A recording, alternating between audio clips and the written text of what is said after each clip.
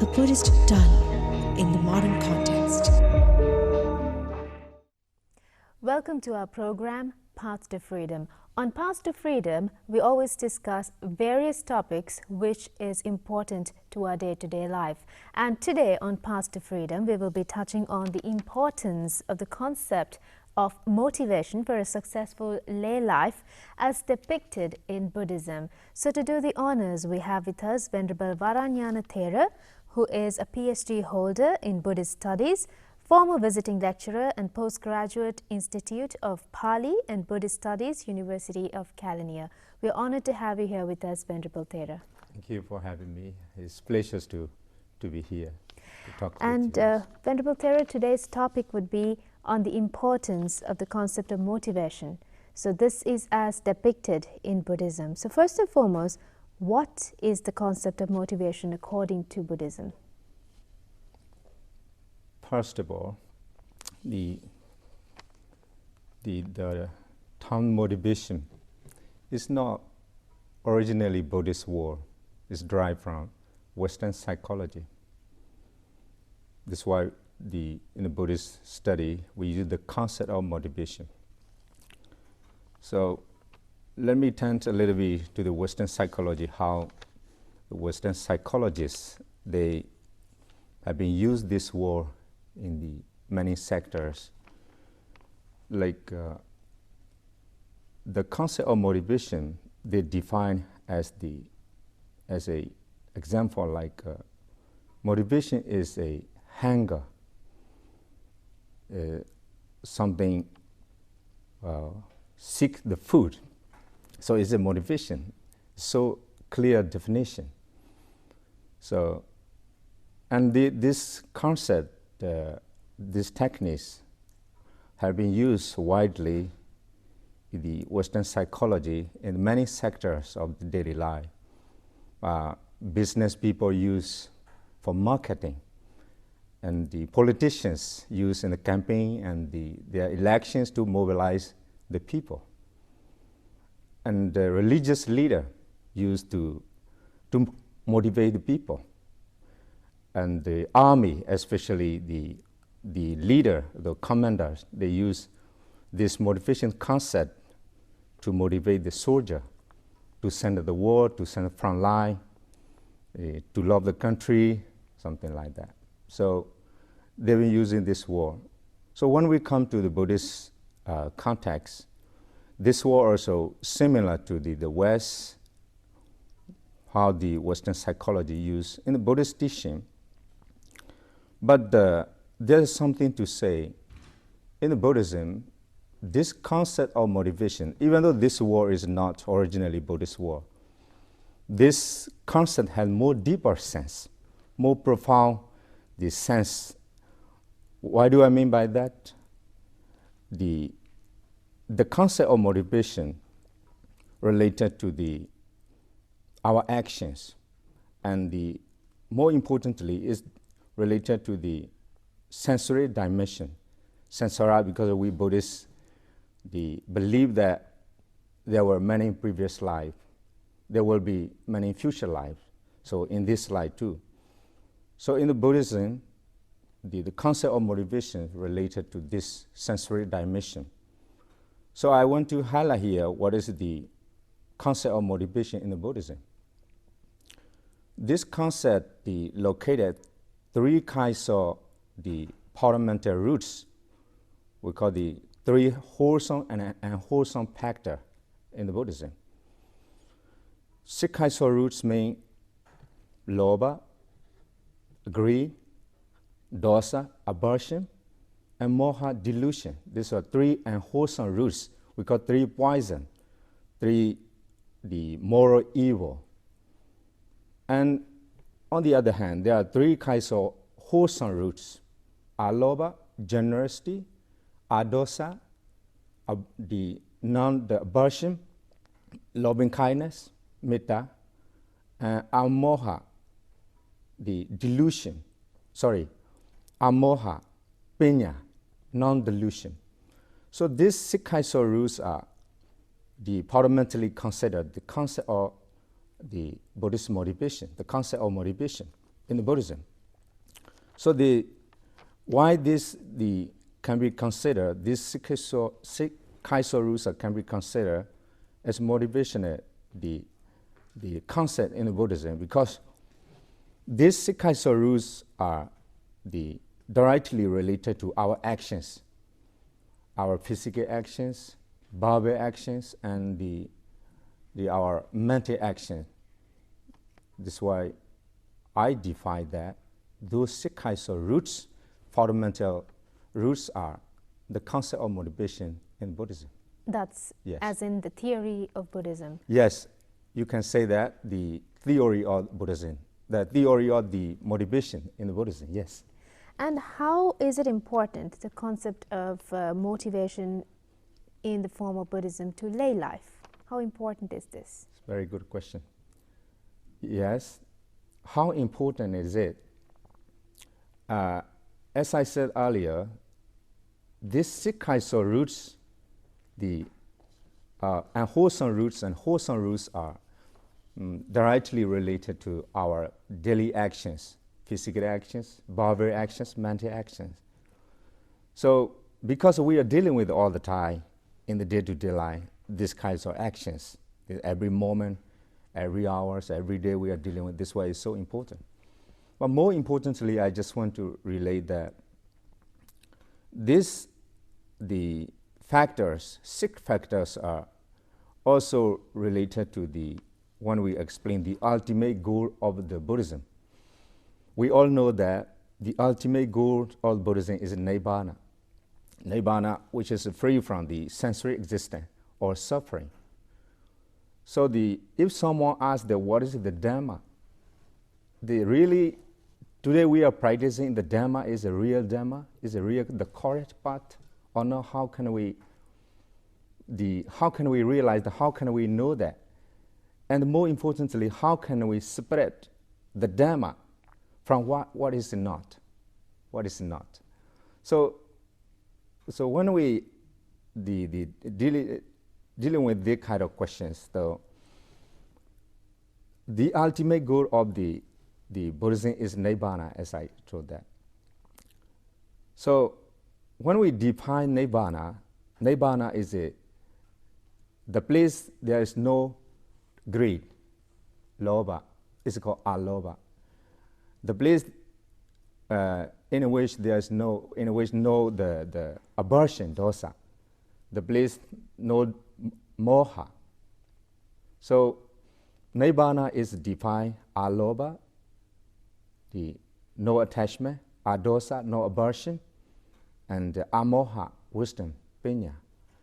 So Nibbana can be defined this. So the path to go Nibbana must be no lobha, no dosa, no moha. The practice which is able to eradicate lobha, dosa, moha. That is the Dhamma. This is called Dhamma. In this way, we can separate the Dhamma from what is not. So this is why this concept is directly related to the ultimate goal of the Buddhism, and also related to our day-to-day life actions, physical actions, verbal actions, mental action. That's why that is the reasons why it is so important in life. Yes. And Venerable Thera, what are the specific motivation factors that lay conducive to a successful lay life? Spoke of theory. Let's touch on the practical form of this. You are right, yes. So we've been talking about theory, right? Motivation. So we come to talk now the practical part of this discussion, I think. So what is the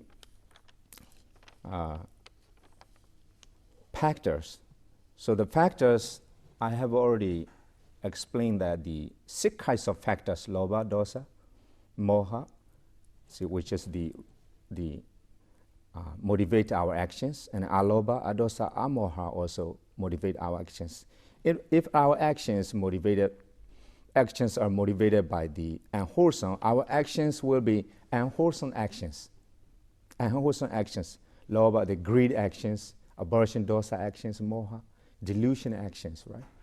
if our actions are motivated by goodwill, the wholesome, it will be good actions. So these secrets are the factor or the specific factors of motivations. But I want to relate here, because of the topics, we've been talking mostly about psychological part, but I just also want to relate because the main topic is the lay life, right? We focus on the exactly. The main topic is how can we make this applicable in our day-to-day life. How can we practice? How can we cultivate these factors, the motivation concept, to get a success in lay life, right? So I want to put another the factors to get a success in life. There are 5 factors that I'm going to highlight here, and I also want to relate to the bodhisattva. When the bodhisattva practice perfections may not something away from us. I have already explained. Alobha, generosity. Adosa, the loving kindness. Amoha, wisdom. Those are perfections. So when the bodhisattva fulfill the paramita, those perfections, so these 5 techniques that the bodhisattva, the Buddha to be, had been using in his previous life to get a Buddha whole. So these 5 factors also included as a specific motivational factors. Yes, I will explain later what are those factors.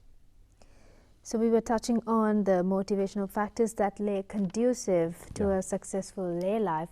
So talking about this current situation right now, we have a pandemic going around, and of course it is not looking so great world over. So how can we stay motivated, and how can we move forward in life? Yes, that is the practical, how can we practice, how can we use those factors exactly to get a success in life, and to remove such we have many instabilities, mental instabilities because of the pandemic, because some of the causes many around us.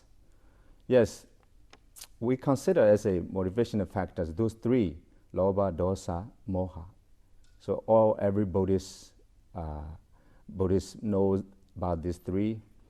But when we closely analyze this, why these 3 can be obstacle in our life, how can we remove this? So I also believe that to get a success in life, we also need to understand those motivational factors, especially 3 and wholesome factors. They block in our way to get a success in life, I believe. Because attachment, we want to get a more. Sometimes we have something, we attach it, we cannot move forward. But sometimes it's even worse than that. Even though we have something we don't have, but we imagining a kind of hypothetical assumption, we are in trouble. It's called the name is but the self-creative suffering, self-creative pain. In this circumstance, as you mentioned, the pandemic, the period, so most of the things that we are thinking, mentally, we are not stable. So I want to take an example. What happened mostly in our life, a Buddhist monk, went to meditate, went to renounce, and he take a boat, and he left the temple. He came to the river with a small boat. And when he came to the mid of the river, he wanted to meditate that. And on the mid of the river, he was meditating. And suddenly, another boat hit his boat. He got angry. What kind of people do this? I'm meditating. Is he blind? Something like that. He's not supposed to get angry. Yes, stay angry. He angry.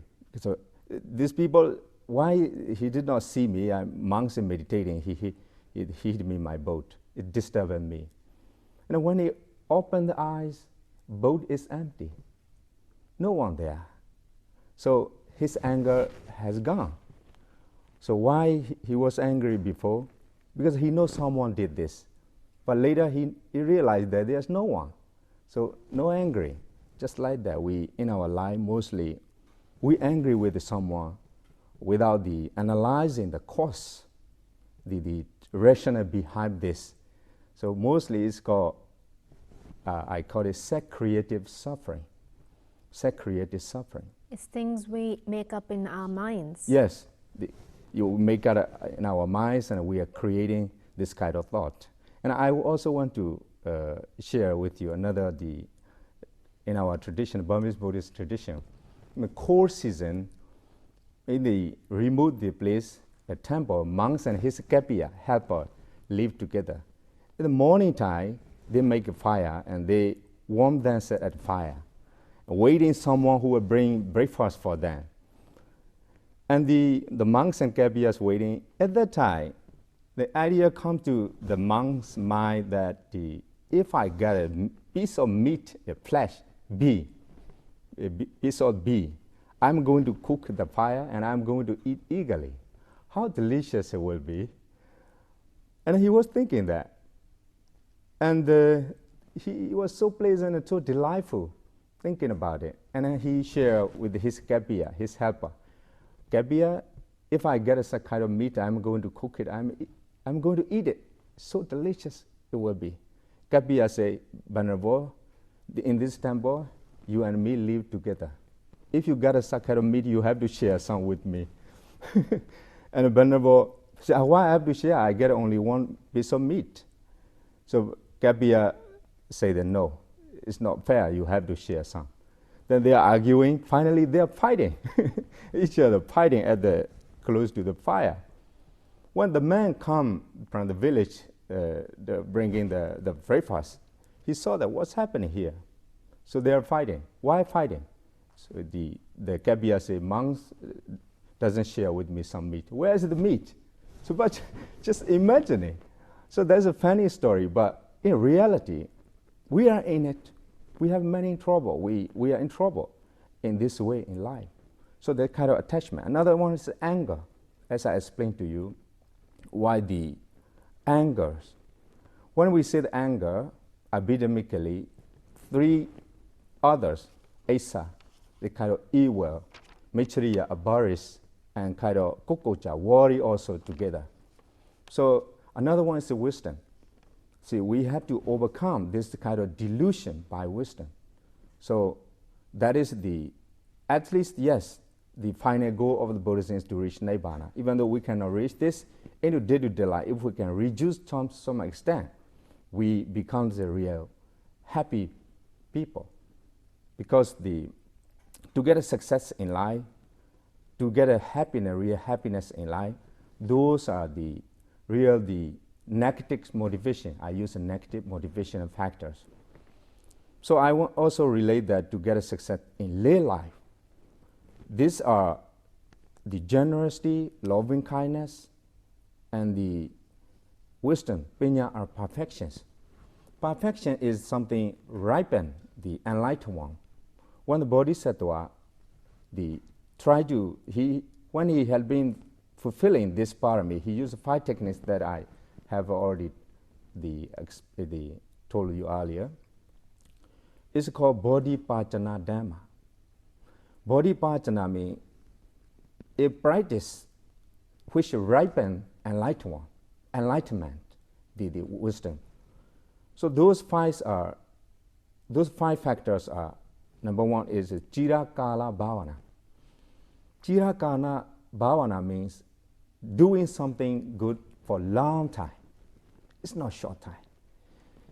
For a long time, you will see that from Sumedha, when we look at the life or the previous life of our Buddha, the Bodhisattva, he get a predictions to be the Buddha from the Dibbangara Buddha. He had been fulfilling these perfections, the 4 countless periods and 100,000 wars. So such long time. He has been doing this. So to get a success in life, I believe that if we can follow this Chirakala Bhavana, keep doing this for a long time, so important. That is the first one. And the second one is Nirandara Bhavana, the Pali word. So Nirandrami without interval, without interaction. It means that you do something today, and you do another thing today, another thing. You are just shifting and moving, not like this. If you think something is fruitful, something is beneficial for you, just do it. Do it continuously. As long as it doesn't harm anybody. Yeah. As long as it doesn't harm anybody else. Yes. So don't stop there. Like Andarami without interval, without interaction, just keep on doing this. Number 2. Number 3 is the Nirava Sesa Bhavana, without remaining. Do it now. Don't give it as a remaining. Something like, I'm going to do tomorrow. It can finish today, but it should not be moved to tomorrow. So just do it. Like, so sometimes we feel that we're just doing, and okay, I'm boring today, I don't want to work. Because especially in this time, you also have, how can we relate these factors to the present condition, the pandemic? Because we don't know we will be alive tomorrow, because it's so fast. We are seeing this, the pandemic is so fast. The causing the problem, many problems. So we need to cultivate our immunity physically and the spiritual immunity too. So without remaining, what should be done today, just do it. So it's called Nirava Sesa Bhavana. So to get a success in life, it is so important. Number 4 is Sakeja Bhavana. Sakeja Bhavana in the Pali word means the systematically doing. More importantly, Sakeja is the carefully doing. It's so important. Whatever you do, just carefully do. Don't less effort. It's a big, you put maximum effort on it. Keep doing this. And don't let okay, I'm merely doing, I'm boring this, I have to do this, not like this. In this case, the Bodhisattva was compared to the lion. When the lion try to catch a being, a elephant or cow or whatever, no carelessly, no less effort, all the time maximum effort, all the time carefully. So in this way, doing something in life to get a success in lay life is so important. Whatever you do, no carelessly, but carefully, with a full attention. Just like a lion trying to catch elephant, even when he tried to catch a rabbit, with a full attention, carefully. So it's number 4. Number 3 is ability bhavana. Ability is the delightfully doing and actively doing, not like a boring way, just like you feel there is something to be happily doing. It's basically like loving yourself and doing what you love as well. Yes, what you love yourself, loving yourself, what you love yourself. Yeah, really, exactly. So this ability bhavana. Those 5 factors, I believe that Bodhisattva, having using these 5 factors, and this kind of 5 factors ripen the enlightened one, he become the Buddha, based on these 5 techniques. So even these 5 techniques can ripen the enlightenment. Why not in the lay life to get a success in life? So I believe that is truly the energetic motivational factors to get a success in life. And we've come towards the latter part of the program as Yes. well, Venerable Thera. So we spoke of motivation factors that lay conducive to a successful lay life, Yes. and we also touched on some factors which should be practiced on the long run. Mm-hmm. So the applicability of this is also important, and since we are in the final few minutes, let's touch on how people can, get away from distraction, because in this current technological era, I think we have a lot of distractions, don't we? Yeah. So you're right. It's a very good question. In the technological era, people we are dealing with all the time this thing, and I also feel that we human beings become more materialist, and we are getting away from our mother nature, because we are just following this. And before, for example, like 100 years ago, when we look at the human history, people were suffering. They suffer because of war, because of other natural disaster, because of other many kinds of the tragedies come to human being. So people thought that time like, if I got a water, because to get a water bottle, you have to walk a mile. To get a piece of bread, you have to walk a mile. It's so difficult at that time to get even a piece of food. But at that time, if we got electricity, if we got water close to us, how the lives will be, how beautiful will be. But now, new generation, us, we are richer than the people 100 years ago. We are healthier than, we are safer than. So the question is, are we really happy now? So why? So that there's the answer from the Buddhist point of view. Happiness doesn't come from outside. Happiness from out within us. Within us, it's come out. Because we can establish our happiness. That is called the true happiness. Because nowadays we are seeing that, because I also use Facebook. So for example, someone tell you that you are happy, you are beautiful, you may be happy. Another one say you are ugly, you may be angry. Even though you are not angry, you don't like it, this kind of comment, right? So what happened to us? We are just our mentality is changing because of other people. It's called, I mentioned earlier, self-creative suffering, self-creative pain. Actually, we are creating we have a pain. For example, according to my experience, to highlight here, when I meditate 1 hour, for example, 1.5 hours, there's a pain, body pain, right? Sometimes I really, unbearable, so difficult to maintain, give this kind of pain. Or where is it the times when it's over, I'm awaiting the time, because I cannot bear that kind of pain. As soon as the time's up, the teacher or our teacher say, time's up, you can go now. As soon as that time, such pain has gone suddenly. Where is the pain? I did not move yet. I have not moved yet any position. My position have not moved yet, but the pain not there. So why this pain? It's out me creating this kind of pain. Another example, when I go because I've been working a research student. When I meet my supervisor, sometimes my supervisor tried to blame me because I have not done the work he asked. He said that you have not done what I asked. Maybe you are stupid. Maybe. For example, he said to me, and I cannot tell him back anything because he is my supervisor.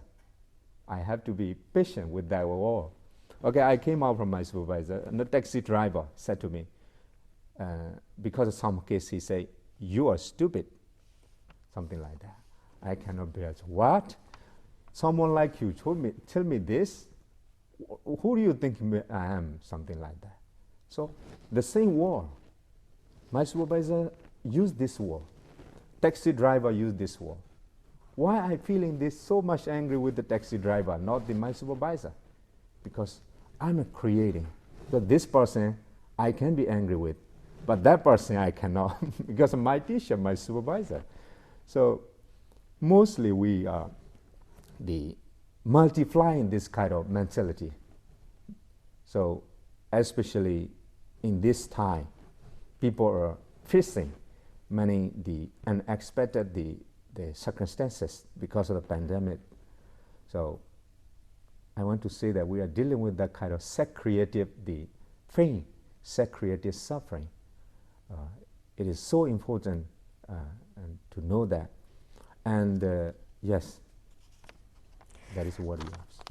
That certainly is, I think, a message we should ponder about and work on it as well, because it's not easy. It's easier said than done for many people to, get out of distraction and try to understand and love ourselves. So that's what we do through this program. Yeah. Educate them on the importance of loving themselves and also how to lead a lay life, a good lay life. Yeah. Thank you so much, Venerable Thera, for being a part of the show. It was really an honor speaking to you.